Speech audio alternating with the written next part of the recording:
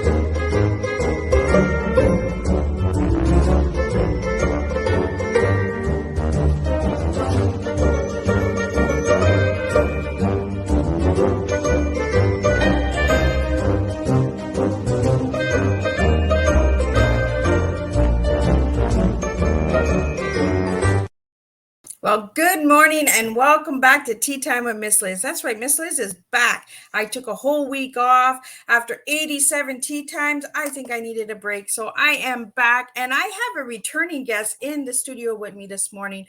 I have Gerald Everett Jones joining me all the way from Hollywood. That's right, we're going to be talking Hollywood stuff. We're going to talk romantic comedies. We're going to talk all that good stuff, and we're going to get an update of where he is since he came on last season in season 3. And we're going to talk about his new novel called Mick Moira Brad. And we're going to talk about some comedy and all of that good stuff. So we're going to get started, and we're going to do a disclaimer and bio, and then I'm going to get Gerard in here, and we're going to spill a good strong tea with you this morning. But before we get started, don't forget, grab your tea, grab your coffee, grab your juice, eat your breakfast. Breakfast is important every day for all of us to get started on a fresh new day. So the disclaimer for Miss Liz's Tea Time live show.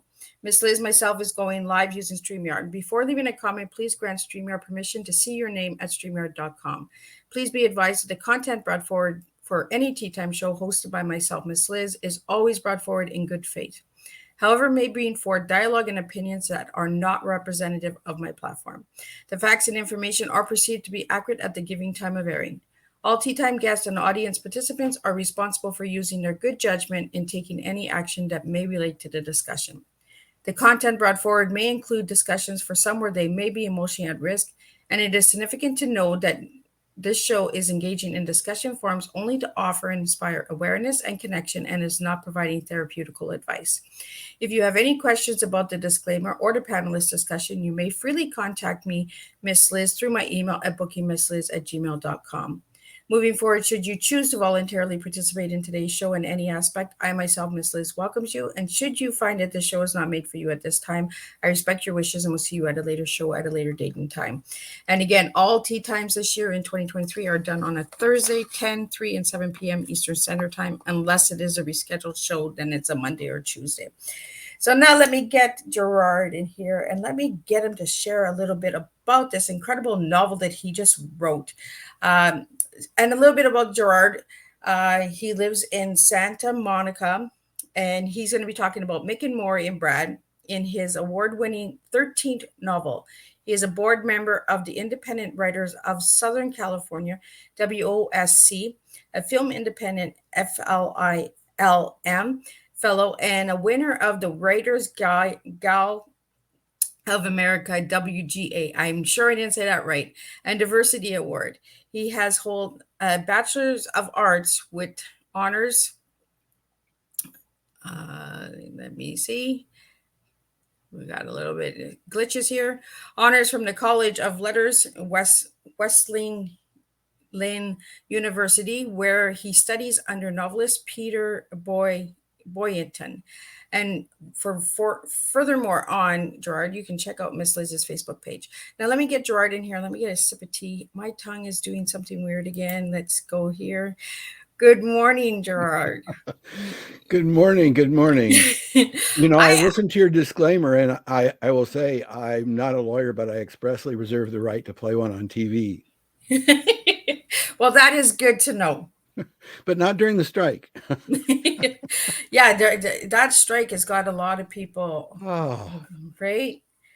we're on the brink of change, certainly, and we're right on the edge of what media is, what media does, how we use it, and of course, you're right in the middle of the storm here. One might call a gentle breeze on some days, but it's, as we were discussing in the green room, things are just it's a whirlwind these days. It's changing so fast. It really is. It's moving way too fast. Like we were saying in the back room before we went live, is it's just moving fast, fast, fast. And I think that's what's scaring a lot of people. It's too much change at once, right? And on so many fronts, in so many aspects of our lives. And one of the things I think that we find comforting, if you will, engaging about comedy is that comedy is an attitude. Comedy is looking at the world with a kind of, it's almost a cynicism. It's almost, stuff happens. And you got to just laugh about it, right? If you don't laugh, how do you get through it all? And there's just so much that, we need a little giggle once in a while. So readers, we learn, writing 101, I would say, when you're talking about comedy, is you need to find that engine of comedy. And that goes back to writing 101 and just writing stories in general. It goes back to, I guess it's Aristotle, of conflict is drama. Yeah. Okay? So as one screenwriting professor once expressed to me, no one wants to see the Village of the Happy People. Right? And we don't want happiness. We don't want peace on earth. There was actually a movie, Village of the Happy People, and they stayed happy for about 2 scenes. 3rd scene, that's it. Let's just do the real thing here. We ain't happy. So, Gerard, what has happened since you've been on Teatime last? Well, this book came out in, what was it? January. This is, it's interesting that the inspiration for this particular book, and I had done a series of romantic comedies before. Actually, my first 3 novels, this one was my 13th novel, but the first 3 were coming of age, what in a prior age might have been called skirt chasing. Boy lust for girl, complications ensue. And so there were a series of 3. There was My Inflatable Friend, which had to do with dressing up a life-size doll to look like a famous star to make his girlfriend jealous. He was a car jockey. He would drive the doll around town. And of course, the complication was that the press, the paparazzi, fell for that. They thought there really was something going on there. And that became a problem. That's like, careful what you ask for. And again, here you go, engine of comedy. Careful what you ask for. Well, yep. What happens when you suddenly, get what you ask for? The second one was called Rubber Babes, which had to do with the happy ever after. And they talk about the dog who finally caught the car. Well, he spoiler alert, he got the car, the girl, and they hooked up, and so then again they were happy for about 2 scenes. And then the third one in the series was called Farnsworth's Revenge, where it seemed as though the doll was safely in the closet or hidden away. And this fellow's boss, his manager at the hotel, this crusty old fellow, had secretly developed a fixation for the doll, and so this was a problem when suddenly it went missing. So somebody had stolen this. And then I ran across a newspaper article, and actually it was in RT, the Russian media, and there was supposedly, and who knows whether this is fake news or not, but yeah, right. But there was a Russian bodybuilder who was petitioning the government for permission to marry his life-size sex doll. Well, there we go, right? We've heard it all. Well, we have enough trouble with living, breathing folks, trying to decide what it is how they want to express themselves and what makes them happy. But here we are. And actually, this was one of the things that happened during that series was, even in the first book, it was a quote, one might say it was a clean romance, although the subject matter certainly had to do with lust and passion and skin, whatever. There was nothing graphic in it, but I would say that one of the things that I discovered was that this guy had to spend a lot of time with that rubber babe, and it turned out that conversation was the one intimacy that persisted. Wow. That was the bond. It turned out at a point, it was the only thing that he could really talk to. He was an introvert by definition. If he had known. Yeah, but the rubber doll couldn't argue back either. Yeah, well, agreement here. Well, how does any psychiatrist make money, right? Right. Other than playing the recording. How do you feel about that? Okay. So yeah, and so since that series, I wrote some historical fiction, some literary fiction. I have a mystery series that's really done very well. That's won some awards. The Preacher Evan Wycliffe mystery series, and that is what we would call an amateur sleuth. Okay, he's a preacher in southern Missouri, and some of the books, actually, the final book actually occurs during COVID. He actually gets drafted into the pastor of the church where he's been guest preacher retires, and he's actually got to take over the congregation.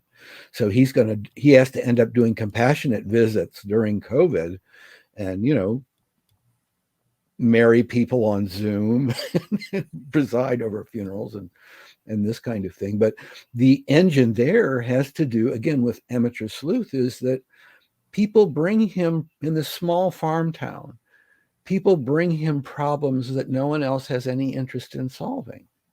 Wow. And so where would you go? Yeah. Your priest, your rabbi, your counselor, your shrink, your guru, whoever it is that you can confide in, that rubber doll. Okay. We need somebody, a way to bring it outside ourselves so we can hear ourselves think. And we do on your Teatime, we can hear ourselves think. Well, we think we can. we were also talking about rambling conversation, and about how one topic leads to the other. And, here I am in my therapy session, and I thought I was going to complain about this. And then I realized that, it's all about my father. Right? I didn't know that was kind of come out of me today. Rest his soul. Well, and of course, that's what I'm, presumably, that might be one of the purposes or benefits of therapy, is that we begin to realize, oh, this is what I need to get past. Yeah. Okay. And that's another writing coach kind of thing is, and we're going back to Aristotle and drama, and one form of drama is argument. Okay. Mm-hmm. And one of the really most useful writing tips I ever got was begin the conversation with a disagreement about an action and make it go to an argument of a fundamental dispute about values. Okay. Now, you might be surprised to know that really works for comedy. Really? And so you've got a couple, okay, be they live-ins, be they married, be they two folks in the assisted living facility, okay. The disagreement about an action is, where should we go to dinner? Oh, well, that starts an argument all the time in this house. And the dispute about values at the end of the scene, when you cut to the next, is, you never loved me. Wow. Now, if you've ever been in a relationship for any length of time, you know any number of ways how to get from where shall we go to dinner to you never loved me. Along the way will be, you never listened to me, you never respected me. That is so true, because it is like that in this house too. You're a vegan, I'm a carnivore. I mean, Yep. and that's another thing that's changing very fast is our diets. And what people tell us is healthy. So yes, and so I got to the point where I don't know maybe it was COVID, because I began to write this one. I'd written the last mystery, Preacher Raises the Dead, was written during COVID and as we were coming out of it. And actually I was moving back from Africa at the time, which I think we must have discussed last time, because I had just come back, and I was ready for that attitude shift, that attitude adjustment, because I joke that we came back from Kenya because things got interesting there, but then of course it was the beginning of COVID and the beginning of a new level of political strife here, and things got so much interesting here. Yeah. And I don't mean that necessarily in a good way. So I definitely needed a break in the action. I needed to change my attitude. And I was watching, I really got fond again of pre-code Hollywood movies that were made in the 1930s, before there was a lot of censorship. And especially like the Lubitsch comedies, and some of the movies then that even through the code George Cukor directed, the engine of comedy between the Thin Man couple, okay, the bickering, but the friendly. These were people who had a good time being with each other. They weren't throwing things. Yeah. They weren't they weren't at each other's throats. Nobody was fantasizing about plunging a knife into the other one. It was we're enjoying life together, but how do I tell you, that dress is just that dress is horrible, and so there's that, and then there also Tracy and Hepburn. They were, I guess they were never married. They were lovers in real life, and that was when he was married, and it was a complication kind of situation, and not necessarily lighthearted at various times. But I mean, on screen, one of my favorite scenes, and it's in Adam's Rib, where they're a married couple and they're both attorneys, and he's representing the prosecution, she's the defense, I think it is, or is I don't really even remember maybe a divorce case, I'm not really sure, but it probably is a divorce case for the comedy. But they've got kind of a regular transaction, which is they give each other massages. Okay, and this is post code, so you've got to be kind of careful about how you shoot that. Yeah. But they've had a difficult day in court, and he's giving her a massage, and at one point he gives her a smart slap on the bum.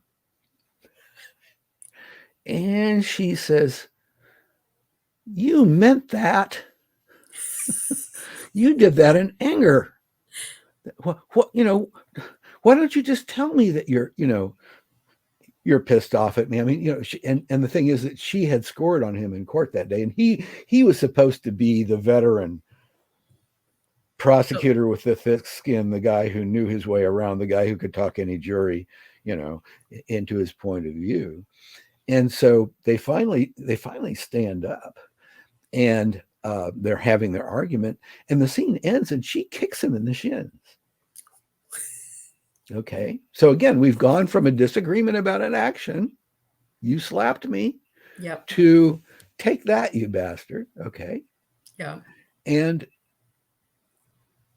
but again, that could be a genuinely disruptive argument in a real relationship. But in comedy here, we're seeing it in the script and we're going, oh, yeah, absolutely. I'd do that too. Get you in the shin. This happened yesterday. So I was wondering about, there's another picture of that they did together called Pat and Mike. And he is he's a sports agent, and she is a college sports instructor, athletics instructor. But she is incredibly talented at golf. And although her boyfriend puts her down, okay, he and a different fellow. And Spencer Tracy happens to see her play golf and goes, This is a professional. This is talent. Now he manages prize fighters and horse race jockeys. It's the logic of Hollywood that he thinks that he can represent somebody on the golf tour, but he begins to represent her, and I realized, here's an engine. But I began to think about, and this was a big theme with it, what do those relationships, like the relationships in the 1930s Hollywood pictures, the friendly, sexually charged, amusing relationships, what do those relationships look like in the era after Me Too, when it seems as though we just can't get along? It's like, I mean, you read that disclaimer at the beginning of the show. It's like, okay, if we're going to date, do I read you okay, now I will always ask permission if I want to put my hand on your leg. Okay. Yep. I mean, well, back in the day, we called that flirting. Isn't there? Well, but I like you, so I'm going to touch your leg. It might be unwanted, and it truly might be unwanted. But I mean, isn't it incumbent on the other person to say, okay, here's a line, I don't want you to cross it, and and actually state that in some way that that is even a horny dude can understand. Okay, yeah. So I was thinking about that, and so the engine of drama comedy in this book is that Moira Halimi Joubert, who is a Moroccan American, French Moroccan American, is and back to Adam's rib, she is an attorney. She is a criminal defense attorney. So we're talking about a post-Me Too feminist who is not scared of anything, presumably. Okay, she's a fighter for a living. Okay, and yet she's number one, a very talented tennis player, because she was on the team at UCLA in college, but also she'd studied opera, and that's her real passion. And we've all gone through phases in our career where, this is my day job, but this is what I would rather do at my nighttime. Okay. Am I, and of course, what's my tea? Am I living my passion, or am I am I helping somebody else deliver their passion? And I'm just, this is a work for hire. So after a tennis match, a rich patron lady who's been their doubles opponent, she and her boyfriend, her hedge fund boyfriend Brad, overhears Moira singing in the shower. And she says, and she's singing opera.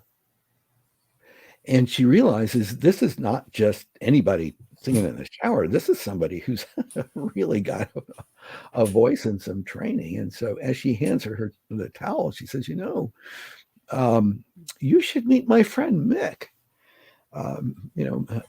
Mick, the Hollywood agent. And oh no, I can't even go out with my friends to karaoke. I have to have a couple of drinks before I can even get on the stage. It's not that I'm afraid, but it's like I'm out of practice. I'm an amateur. And well, what I heard is not. So she goes over, decides she'll take that meeting with Mick, and there's a meet cute with Mick. And it turns out that at the agency, now this is what's called a Hollywood packaging agency. Oh.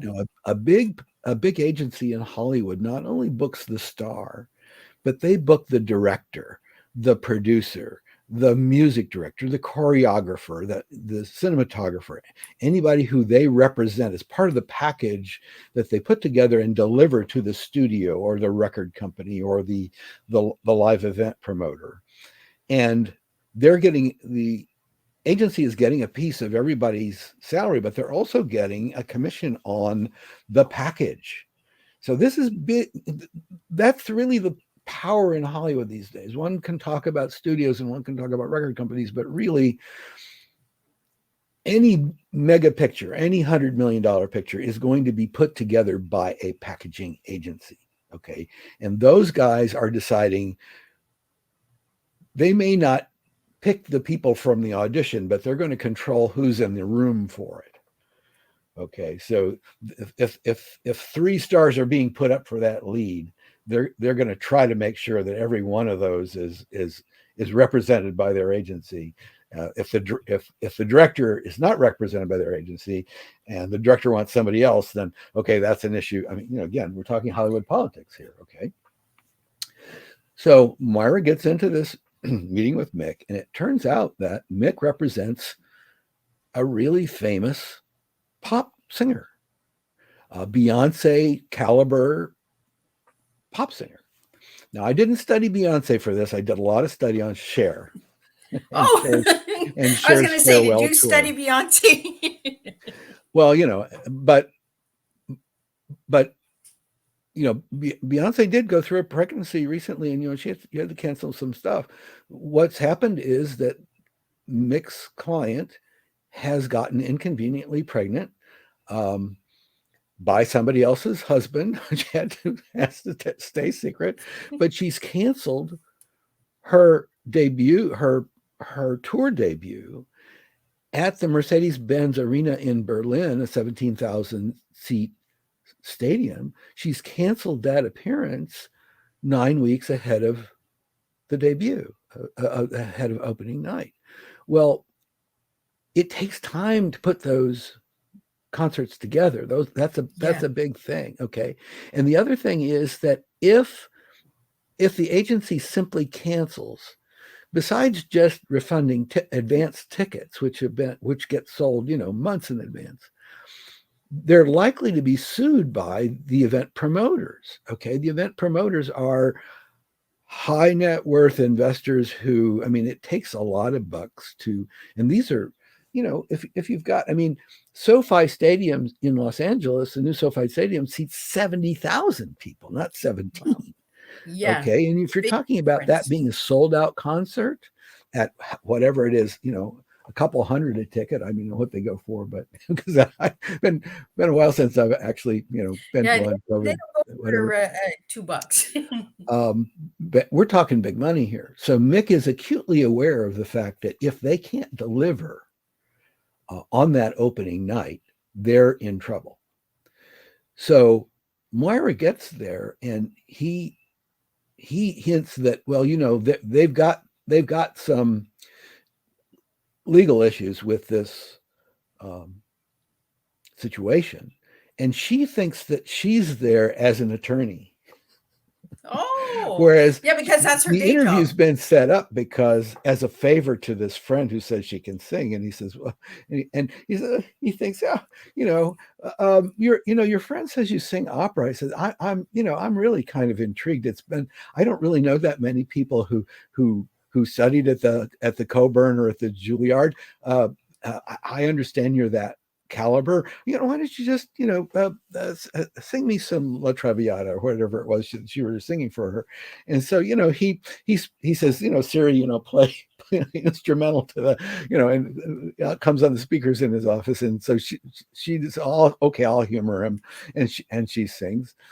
And after that he says he thinks if she seems to have nerve. Okay. She's not afraid of stuff. Okay. If she just walks out on that stage, we're not going to get sued. Okay. We might get bad reviews. She might not have a career. But so he said, well, how about $1 million down and $1 million pay or play?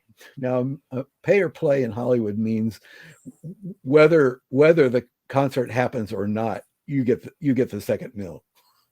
All right. So that's kind of a no risk, here's a chunk of change. She can always go back to being an attorney. It's only 9 weeks, right? So she takes the challenge. So that's the engine in this romantic comedy. And then, of course, because so many romantic comedies, and again, we're talking post Me Too, so many romantic comedies, it's the billionaire boyfriend. It's even a genre, right? Yeah. And so I made Brad a billionaire boyfriend, and she'd been dating him, but he's all about calling the shots. He's the one who set up the tennis match with the fellow billionaire, the guy whose portfolio he was trying to get. And he's the one who cares what she wears in public. And he kind of respects her career as a competent attorney, but he also realizes that she may not be doing or performing her heart's desire. But frankly, his preoccupation is with the fact that, number one, she's absolutely gorgeous. And number two, at these charity events that he attends, that he may be a contributor to, on that red carpet, in the latest designer clothes, he looks pretty hot. So, whether we hook up permanently or not, this is a business asset right here. Emphasis on the asset. That's pretty cool. All right. So, here she is in the latest Vera Wang. Is it Vera Wang or Vera Wong? I don't remember. Okay. Last time I wore one, I don't remember. It's been so long. We're not going to get into that, are we? That's the third. That was another time, another day. So that's the fun of Mick and Moira and Brad. And it really comes down to, as you and I were talking a bit also in the green room, is not only post Me Too, but also in this barrage of social media. Yeah. What does it mean to pretend to be someone you're not? Right. Now, that's exactly what Mick is asking her to do. Now, you didn't walk in here, you were dressed for court in a gray twin set, okay? Yeah. You look like business. You did not look like Beyonce. I need you to be Beyonce. And when you step out on that stage. So one of the things that she discovers is it's not yes, they write some songs for her. They do a lot of coverage, of course. But if you notice in a live concert, and again, as I say, I went back and I studied Cher's farewell tour. There's about 20 numbers in a major concert like that, okay, in a road show. More than half of those are coverage. Okay, they're songs other other songwriters made famous, other songwriters, other stars did. There are oldies that the audience grew up with or dearly loves, and then there's 3 or 4 or 5 originals written for this singer, and maybe one that's absolutely brand new. Was either just released or it's going to be released post this concert after people realize that is a real showstopper. Okay. So yes, she's got to rehearse those songs. She's got to do those virtuously. But the two things that she realizes is, number one, she has as many meetings at the agency about building her brand. What should her image be? What should she wear? How are these sets going to be? What's the theme of the show? Well, we can't have you do Chiffon is the name of the star she's replacing. We can't do Chiffon's show because she's street and she's noir. Okay, she's crime rap. Okay, well, obviously your background is opera. Let's do Hollywood homage. Let's do Judy Garland. Let's do Liza. Let's do Dinah Shore. Let's do the old Nelson Riddle stuff, the Jackie Gleason Orchestra. Let's Linda Ronstadt did the oldies. That's a whole album was with Dinah Shore's orchestra, Nelson Riddle Orchestra. Those are all awesome singers. Like, people need to check these people out. It's a whole album. They were awesome. All the people that you mentioned, Gerard, like, people need to go and check these people out because that was real music. I'm not knocking the music today, but I'm saying back then they had music where you could understand, you could actually connect with, there was a message in the music. The lyrics had a story. The lyrics were poetry. Yes. Of a level. Now, it's interesting that, Dylan got the Nobel Prize for poetry. And one of the thoughts that I've had, and I'm not a huge Dylan fan. I certainly grew up with that music and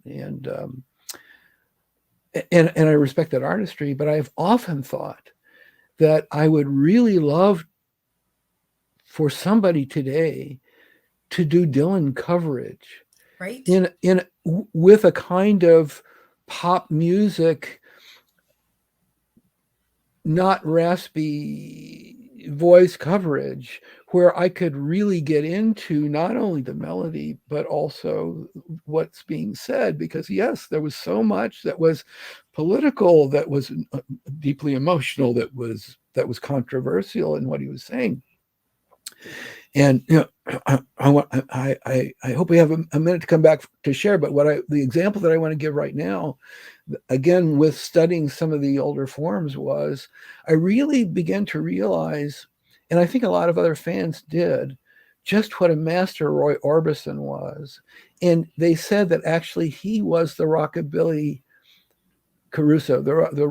He had an operatic range all the way from baritone to alto, and even went up into the soprano range without singing falsetto, which was a big thing during there was a lot of male falsetto singing back then. But if you go back to his wonderful concert, the Black and White Night, that was done at the Ambassador Hotel, with a stage full of other rock legends, I mean, just amazing. Elvis Costello and Bonnie Raitt and Jennifer Warnes and Katie Lang and Tom Waits. And one of the things that you realize is on stage with him is Bruce Springsteen. And Springsteen is as much a star on that stage for his guitar, for his virtuosity on the guitar, because he's wailing right along. He and Orbison are standing together and they're both wailing on the guitars. They're both finger picking, like amazing. But the amazing thing about and Springsteen also sings. He does a couple of duets with Orbison. One of the things that's amazing, looking back historically, is that this was at right after a peak of Springsteen's career, and he was an R&B country star. And on stage there, he was wearing a silk suit, Tony Lama Western boots, his hair very carefully manicured. He was looking like a Hollywood leading man from the 1950s, okay, string tie. Right after that, and I did some research, right after that, it was Springsteen's career took a plunge. And he came back. His comeback was as the Vietnam War was heating up, and as there was a whole blue-collar revolt in the United States. Suddenly, his hair grew out and was tasseled. He had some growth of beard. He was dressing in a denim suit, and his voice had dropped a range. That Dylan gravel had come into Springsteen's voice, and it was part of his whole protest persona. Well, he became a much bigger name. He became iconic for that persona, but that was not the essence of Springsteen before his comeback. Now, you could say, I wasn't able to research deeply enough as to what was going on in Springsteen's life. I mean, did he go hippie sincerely, like, so many people did, or did his agent say, listen, Bruce, you got to find something else? Yeah. Okay. But I mean, and again, we were talking before, playing somebody you're not, we were talking about Joaquin Phoenix in The Joker. Of course, that's not Joaquin Phoenix. He's an animal advocate. He's a pacifist. He's a vegan. We were saying that before the show started, how much if you they meet really him get in into their person, roles, and it's scary sometimes. You're actually like, is that who that person really is? And they're the total opposite. A relatively callow fellow if you were to meet him, but he had to find that character in himself. That's not what the actors would call indication. That's not an imitation of a bad guy. That is some part of him.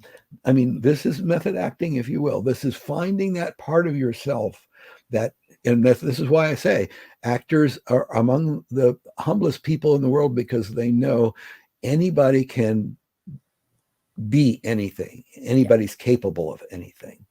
So, which is why the people who play axe murderers, may have a nervous breakdown in rehearsal. They're just, they've got the courage to get down there. So, but what I wanted to say about Cher, because I really studied the YouTubes of the farewell tour. One of the things that Moira says to her, they give her a dancing coach, because she's got to do these dance numbers. She says, I don't dance. Well, her dance coach is and I told you we spent some time in Kenya. Her dance coach is this tall, skinny African fellows descended from Maasai. Okay, and the Maasai are dancers also, and but also teaches at Juilliard. So he's going to be her dance coach. And she says, I don't dance. He says, that, my dear, is exactly what I want you to understand. You don't dance. And she says, well, I don't understand. Now, if you study Cher's flamenco number in the farewell tour, the platform raises her up to like the second story above a descending staircase. Okay, so she's at the top. Follow spot on her. Suddenly, surrounding her are these ripped male dancers, all dressed in tight pants and flamenco style. Okay, and the flamenco number begins, and it becomes obvious that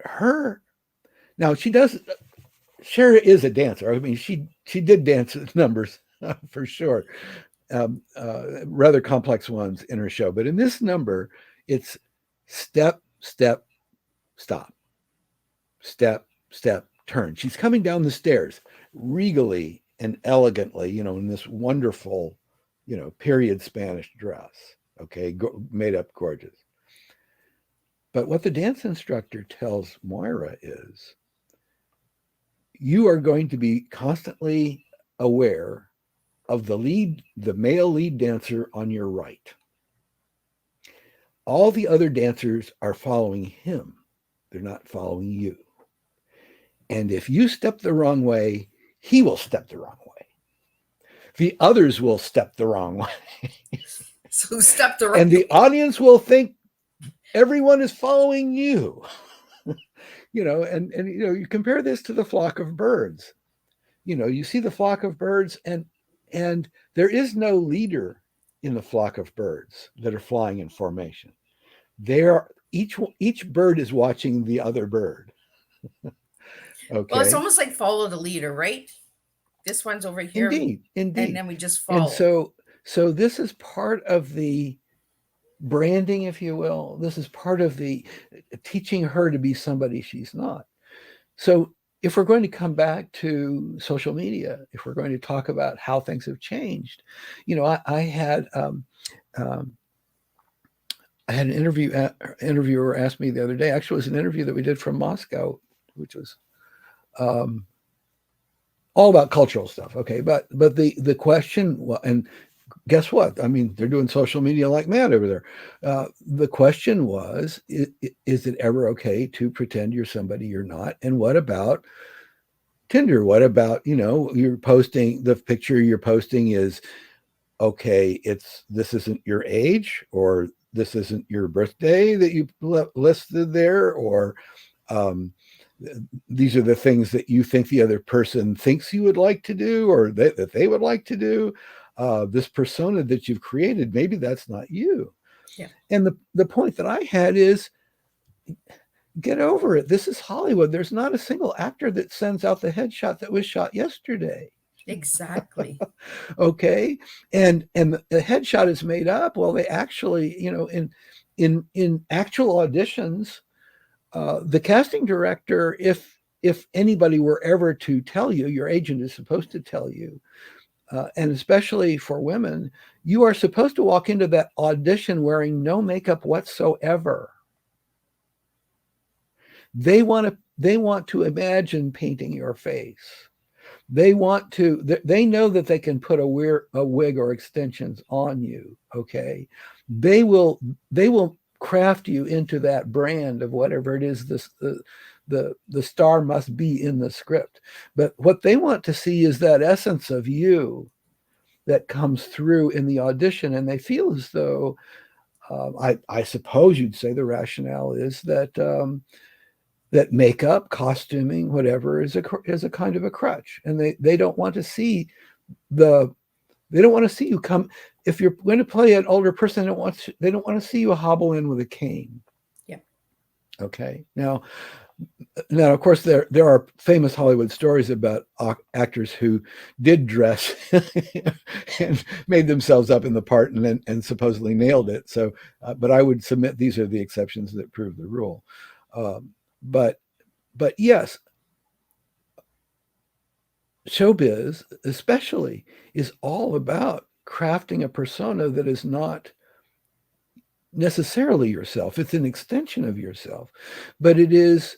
And as authors, I have found, yes, I can talk about amateur sleuth mysteries all day long, and I can tell you about the plot hooks in the Preacher Evan Wycliffe series. But what people really want to know about the guy who wrote that series is, you wrote this guy he's a Southern Baptist, but he's kind of an agnostic. He stares at in the book, he's staring in the mirror, and he's like, some morning, it's not like he's questioning whether there is a God, but he might really be questioning whether God's on his side or whether God is listening. Well, I submit to you, Billy Graham notwithstanding, there isn't a minister or a rabbi or a religious leader anywhere on the planet who doesn't have days of doubt. Yeah. Okay. And so to the extent that we all do, to the extent that people know that about me. Now, I was raised as a Southern Baptist. I was, and my people were from Southern Missouri. They were basically farmers going back a couple of generations. I'm very much a city guy. I went to a Eastern liberal, little Ivy League college where actually it was all men the last year I was there. I thought it was going to be like a monastery, I'd be hidden from temptation. Not, uh, didn't work. Not. Didn't work. And, that was I'm dating myself, but that was the Vietnam War. I spent I studied in France for a year, picked up some broken French. And before I left, we were all wearing, blazers and striped ties. I come back and everybody's in torn jeans and, tie-dyed shirts, and their hair had grown. And they're smoking weed. And it's like, this is not the college that I left. Yep. Because see, actually that during that time, that was 1968. That was when there were student riots in Paris. I lived through that. I did not participate in them because it wasn't because I didn't identify with the people who were in the street. I didn't necessarily agree with violence, but I just selfishly didn't want my passport revoked. Yeah. Okay. So I witnessed all that, but I mean, that was a revolution of a different order. Okay. That student riot was not about the Vietnam War. The French had gotten out of Indochina right before then. And basically there was a lot of anger with the Americans, like, what makes you think you can do any better? Okay, there was a lot of resentment there. I mean, it wasn't necessarily really popular to be an American there, although the old, by the way, our money's in your pocket kind of thing, that works. I mean, yeah. I had one book of traveler's checks when I went there, and that was my father's strict instruction: is you're not to spend a dime more than what's in that book. And actually, the meals at the student restaurants cost the equivalent of 20 cents. So it was a time to be an impoverished student, if you will. And I did definitely have that experience. But no, the student rights in Paris were about very much what's going on in the university admissions controversy these days. Was even back then, that had been the tradition in the French university system, that the aristos, the class divisions in France go back generations. The landed gentry. I mean, those are the people that have the estates, the people with privilege, the people with money. And yeah, everybody knows that this particular family, and they're all written in a book someplace, they've got it, they're just this side of royalty. Okay. Well, the students from those families typically would go right into the engineering program, for example. They would, I wouldn't say fake their way through, but they didn't necessarily have to work hard at university. They get out, and suddenly they're a vice president at Peugeot. And that was the objection, was that they wanted college admissions to be more of a level playing field, more access for what they would call the proletariat, and for not only for the university demographics to open up, but for society to open up. And that was really the rebellion. It was really quite serious. And it was rooted in, yes, there was a very strong communist party in France that was associated with the labor movement, but also the students at the time they actually thought of themselves as anarchists. That would be the equivalent of extreme libertarians in our spectrum these days. Now, that's not a terribly practical way to be. It wasn't then, it isn't now. But those debates are out of scope. Well, it's like the history is repeating itself, right? Like we said before the yes, show. Of course. It's like, and I tell this all the time to everybody: pay attention to Hollywood, pay attention to the movies, because the movies have the messages. For some reason, they have the understanding. We were talking about this. If we're going to have an evolution, is it going to, like, everything just going to shut down and we're going to just start all over? And I feel Miss Liz feels that there's going to be an evolution coming. Everything is just going to shut down and we're going to have a restart. And everybody that's not paying attention, they're paying attention to the trends and the little gadgets and all of that, are the ones that are going to miss the boat. You know, pay attention to the history, pay attention to what is repeating. Why is it repeating? And why are the technologies, the AIs and the chats bringing the history so quick? And I think that's what we're getting scared, is because it's happening so fast. It's like we're in this time warp where we're really just jumping through, right? And it's like the movies, the comedies, and the history. Like Gerard, you talked about all of the staff that it takes to make a movie, to make even writing a novel. You give it an empty page and you come out with the storyline. You come out with the screenwrite. You come out with the movie, the directions, and the team and the community. The social media, that's what it is. It's a community. If we don't stay connected and we don't get involved, we're going to miss that boat and we're going to be gone. And there's not going to be any understanding of what's coming next, and I think that's where the evolution is going to come in, and people are going to be afraid because it's going to happen so fast. It's going to be like a snap of a finger. It's just like light, camera, action. Let's go. And a lot of people that are not paying attention are going to be like, whoa, what did I miss? Yeah. Pay attention to Hollywood, as much as it's the makeup going. And like you said, when you go in for an audition, they want a blank slate. They want to know what they can work with. That's what the AI is doing as well. They want to know how much they can push the limit with us. They want to know how much they can work with us. And like with movies and romantic comedies, like you said, start with an argument. If you don't start with an argument, where do you go? Where can you get that little humor or joke or whatever? Jordan, during this hour, you shared so much information about the past and the history and all of that. And I want to thank you for sharing all of that and sharing this book. So everybody who wants to go and grab this book, let's get to where they can grab this book, because there I know it is. Because I know Jared has to skip out. He's gonna leave me soon. So mirror image. Let's see. We gotta get this. We gotta get this right. But I really want to thank you for sharing that, Gerard, with us, and sharing the history of understanding the process of putting things together. There's so many steps that people don't pay attention to.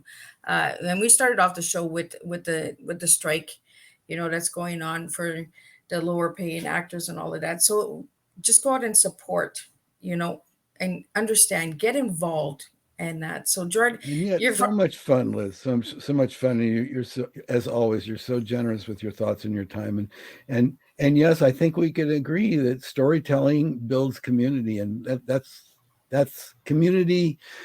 No matter what comes down, that's what we have. That's what nurtures us. That's what makes us as human beings. That's where our talents really are, is working together to do things, to solve things, to enjoy each other, because there ain't no fun all by yourself with exactly that doll in the corner. So thank you again. Oh, not a problem. And I know you have to skip out because you have another interviews coming up. So as I say in Hollywood, I've got a bigger name on the other line. Right.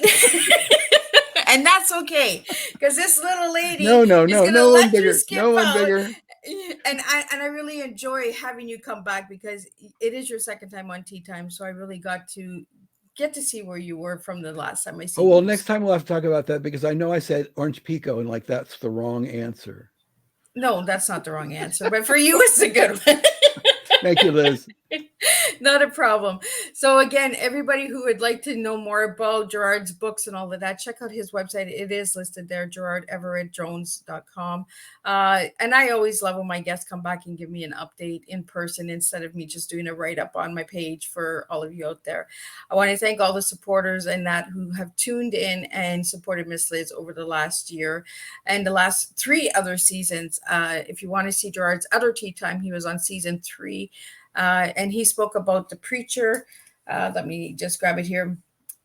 Preacher Fakes a Miracle, I believe he was on in season 3. So we talked about the Preacher series, and he talked a little bit about that today on Tea Time.